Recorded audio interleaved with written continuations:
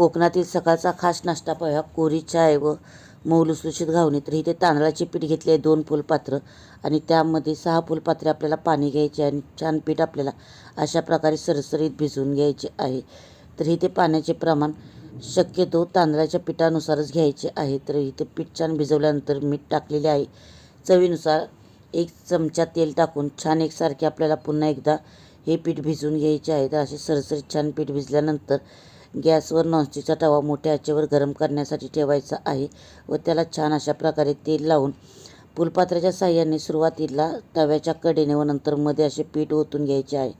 तर अशा प्रकारे पाहू शकता मऊ लुसलुशीत जाळीदार अशी घावणी झटपट आपली तयार होतात. तर हा नाश्ता नक्की एकदा ट्राय करा. अतिशय सोपा आहे. ह्याची सविस्तर रेसिपी आपल्या चॅनलवर अपलोड झालेली आहे. त्याची लिंक मी डिस्क्रिप्शन बॉक्समध्ये देत आहे. तर नक्की चेक करा.